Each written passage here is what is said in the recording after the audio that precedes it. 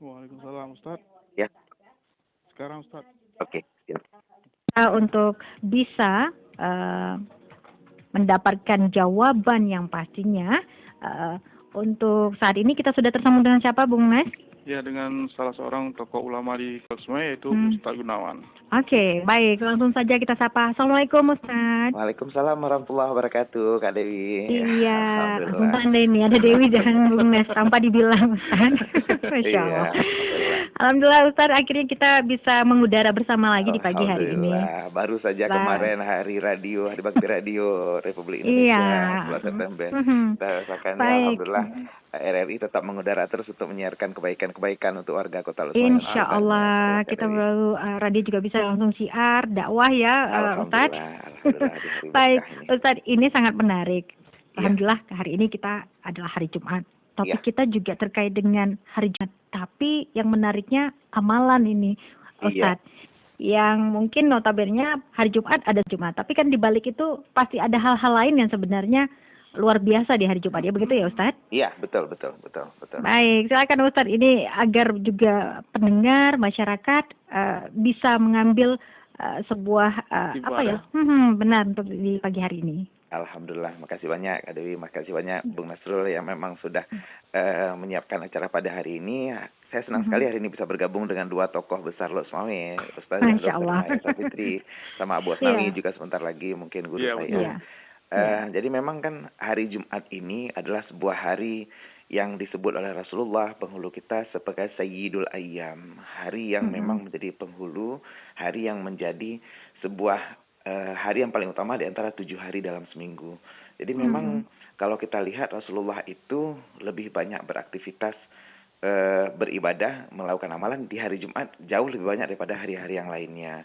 Bahkan kalau memang kita mau pelajari habitnya Rasulullah, kebiasaan Rasulullah, itu ada tabel 24 jam sehari Rasulullah, terutama di hari Jumat itu dari jam 12 malamnya sampai nanti jam 11 malam nanti malam. Apa yang beliau lakukan setiap hari ada. Mungkin di kesempatan singkat ini nggak bisa saya share. Kalau ada yang mau saya share gratis. Ada kegiatan Rasulullah per hari Jumat itu mungkin bisa japri nanti ke 04116755. Baik, silakan nanti kita akan tuangkan. Baik Ustaz. Ya, nah jadi kalau kita lihat Rasulullah itu melakukan aktivitas amalan di hari Jumat itu pertama beliau mulai dari membaca surat Kahfi ya untuk yang kita bisa lakukan di seluruh pendengar RRI, karena kebanyakan orang itu di hari Jumat biasanya menghadapi problem selama sepekan ke depan. Artinya aktivitas mereka itu sepekan ke depan ada berniaga, jualan, ataupun memang siaran seperti angkasawan-angkasawati atau aktivitas lainnya. Selama sepekan ke depan yang menjamin hidup kita akan bercahaya dan bersinar adalah surat Al-Kahfi. Karena kata Rasulullah, barang siapa yang baca surat Al-Kahfi di hari Jumat atau di malam Jumat, maka dia akan disinari hidupnya selama sepekan. Artinya tidak ada lagi istilah madesu, masa depan suram, ataupun istilah tentang bagaimana hidup kita kayaknya kok kelam, sempit. Ternyata itu gara-gara memang kita tidak membaca surat Kahfi dalam hari Jumat kita ataupun malam Jumat kita. Bahkan kalau memang kita mau tambahin dengan surat Yasin lagi, itu lebih bagus lagi. Biasa kalau kita di kampung-kampung, dulu orang tua kita ngajarkan di malam Jumat itu untuk baca surat Yasin. Ya, itu tradisi Yasinan malah kita lakukan. Itu lebih bagus karena kata Rasulullah, Yasin 5 quri'alah. Yasin itu untuk apa yang dibacakan atau diniatkan baginya. Kalau kita niatkan untuk nambah rezeki, jadi nggak mesti surat Waqiah, surat Yasin juga bisa untuk nambah amalan-amalan lainnya. Nah, di subuh pagi hari, jangan lupa Rasulullah ngajarkan kita untuk melakukan sholat subuh berjamaah. Nah, kita kan sekarang ada banyak gerakan subuh nih, seperti yang Bung Nas hadiri setiap saat. Beliau nih aktif selalu. GPS besok. Ya, Ustaz Zulkhaizir ke bulan besok untuk GPS. Pasiop dari Dandim 0103 Cetara. Memang luar biasa gerakan subuh berjamaah ini. Sangat bagus sekali, terutama di subuh Jumat. Karena memang kalau subuh Jumat itu kita lakukan berjamaah, itu pahalanya jauh lebih banyak daripada subuh-subuh yang lain. Karena kalau di subuh Jumat ini kan memang kita lihat dia hari yang pertama, hari yang paling berkah, dan apalagi kita lakukan di masjid. Itu kalau kata Rasulullah di hadis Bukhari, kalau salah dalam Sahih Bukhari itu, nomor 859 kalau nggak salah saya.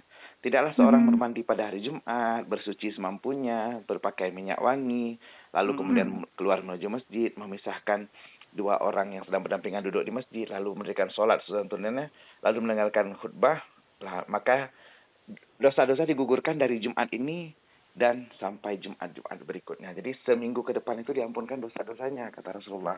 Bayangkan bagaimana kalau kita mau melakukan dari sholat subuh berjamaah itu dalam hadis Bukhari, hadis riwayat Baihaqi itu. Seutamanya sholat di sisi Allah adalah sholat subuh pada hari Jumat secara berjamaah. Jadi memang itu sholat yang paling utama. Kalau kita mau melakukan sholat subuh berjamaah di hari Jumat pagi, kayak tadi pagi misalnya, alhamdulillah yang sudah melakukan subuh berjamaah, insya Allah itu adalah sholat paling utama yang kita lakukan. Kalaupun kita dicabut nyawanya pada hari ini atau besok-besok, kita sudah bahagia sekali. Artinya kita sudah sempat melaksanakan sholat yang paling utama di antara seluruh sholat. Bahkan itu lebih bagus daripada sholat tahajud, lebih bagus daripada sholat duha. Sholat yang paling utama adalah sholat subuh berjamaah di hari Jumat, terutama ya kalau bisa di masjid, karena memang itu adalah sesuatu yang dilakukan oleh Rasulullah, terutama di hari Jumat. Nah, kalau kita mau lagi sebentar lagi untuk yang para pria pendengar RRI dimanapun berada, ini kan akan berangkat sholat Jumat. Jadi jangan lupa juga bersuci, artinya kita memotong kuku, karena kan memotong kuku sunat, terutama di 3 hari yang biasa Imam Al-Ghazali lakukan, di hari Senin, di hari Kamis, di hari Jumat. Siapa yang memotong kuku di hari Senin, maka Allah akan cabut darinya penyakit dan Allah akan masukkan kesehatan. Siapa yang potong kuku di hari Kamis, Allah akan cabut kefakiran, Allah masukkan kekayaan. Siapa yang potong kuku di hari Jumat, Allah akan cabut semua kebodohan dan Allah masukkan semua ilmu pengetahuan. Insya Allah. Begitu indahnya, semuanya bisa diatur dan semua ada ada kemanfaatan, ada kebaikan semuanya, Ustadz ya. Semua, Jadi memang. Dan ini soal mandi juga ya, Ustadz ya. Ini mandi juga. Itu dia, mandi. Nah, justru kan mandi di hari Jumat ini sebagian ulama malah menyunatkan untuk mandi wajib kalau bisa. Ya.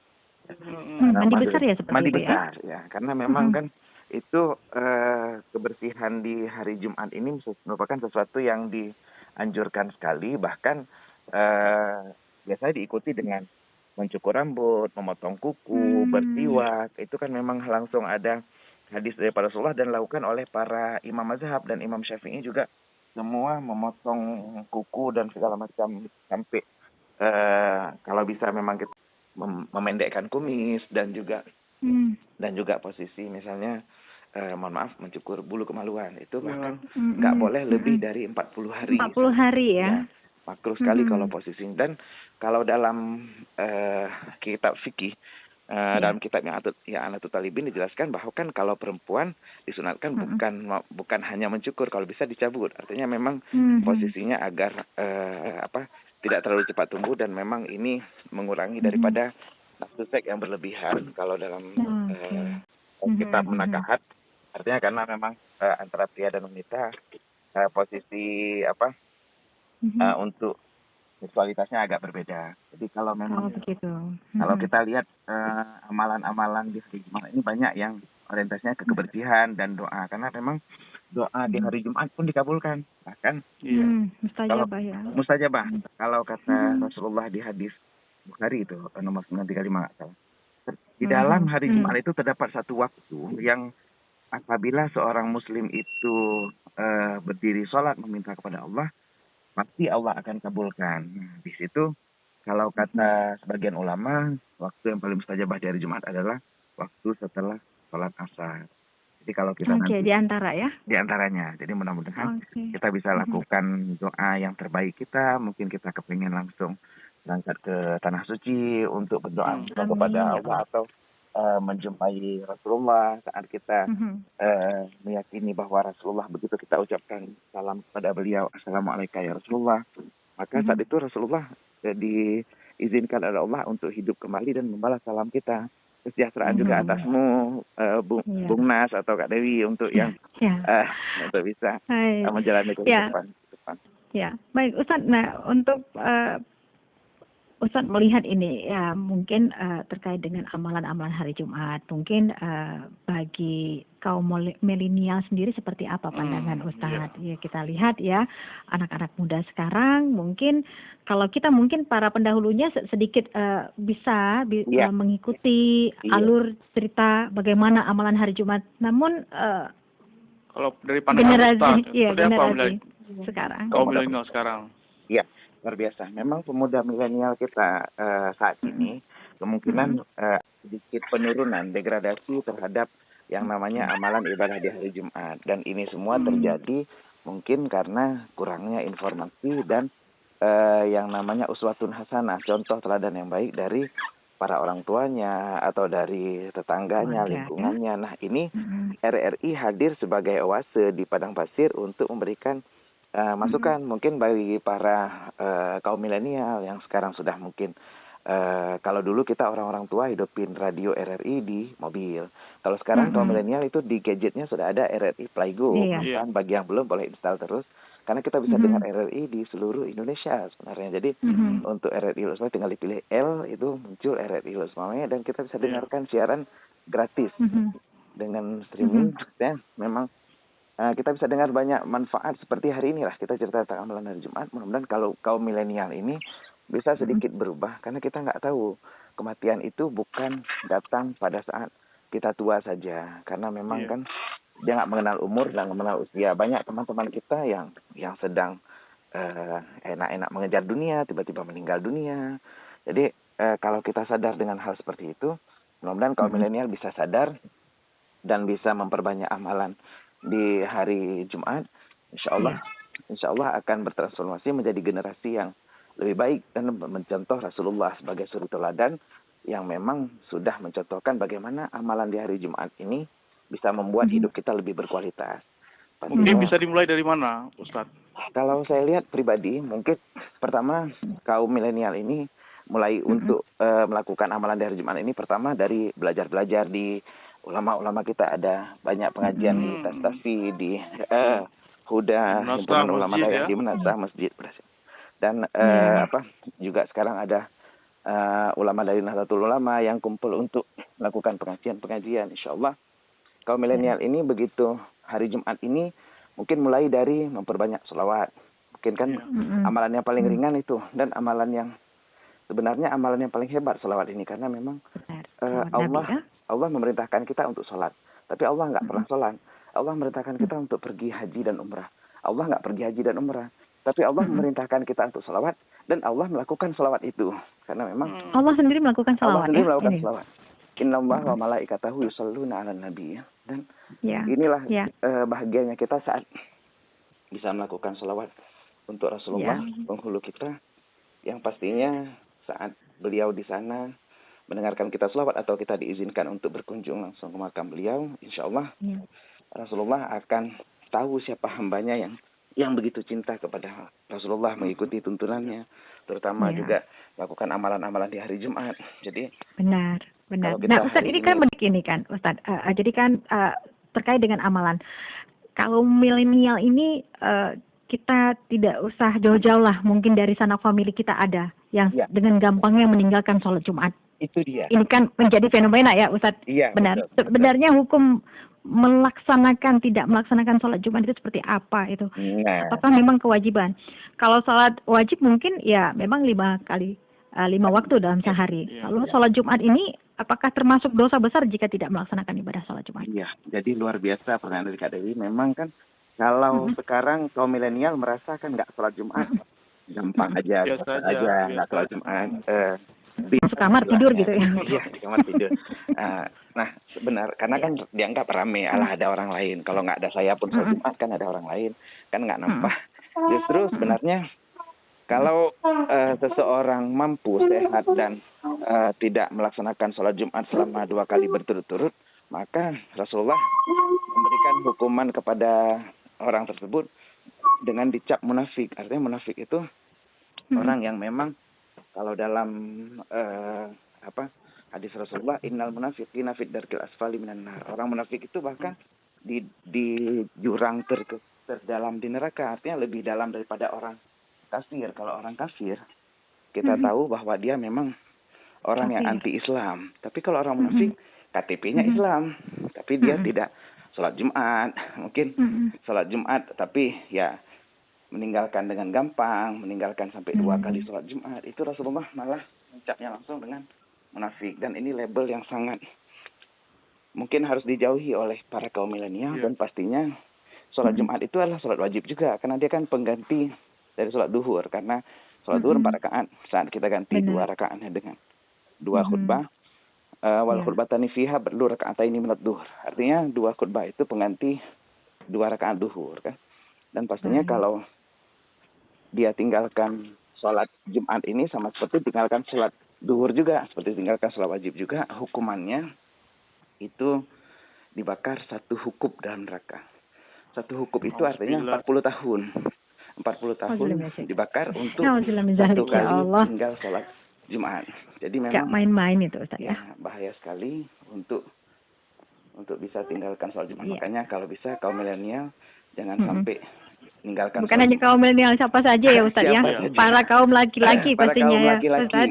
Kalau kira-kira masih tinggal sholat Jumat, udah operasi kelamin aja lah, maksudnya kalau memang kira-kira masih tinggal. Ini menarik Ustaznya. Iya, benar ya. Karena kenapa? Kan mungkin, atau pakai mukena aja lah minimal, kan nggak mungkin kalau namanya cowok tapi nggak sholat Jumat. Jadi kan. Iya. Baik Ustaz. Semoga saja apa yang sudah ucapkan ini menjadi sebuah ilmu tambahan dan juga menjadi reminder untuk para pendengar pastinya hari ini yang mungkin saja kemarin ada tertinggal sudah bisa melangkah, sudah bisa siap mempersiapkan diri, hati dulu yang paling penting ya Ustaz ya. Untuk melangkah dengan wangi-wangian berkah yang terbaik kita lah di hari Jumat. Insya Allah. Mudah-mudahan. Ya. Baik, Ustaz, terima kasih waktunya Ustaz, sudah sangat dalam sekali ini sudah kita bahas. Semoga saja ini juga menjadi satu hal yang bisa menjadi ladang pahala untuk kita semua, untuk kita siarkan, dakwahkan di kesempatan pagi hari ini. Ya, amin. Mudah-mudahan nggak perlu ganti kelamin lah maksudnya. Amin, insya Allah. Semoga kaum laki-laki hari ini semuanya insya Allah ke masjid untuk sholat Jumat ya. Amin. Ya. Terima kasih Bung Naf. Baik, Assalamualaikum Ustaz. Waalaikumsalam warahmatullahi wabarakatuh. Ya, baik, Bung Nas, Ustaz.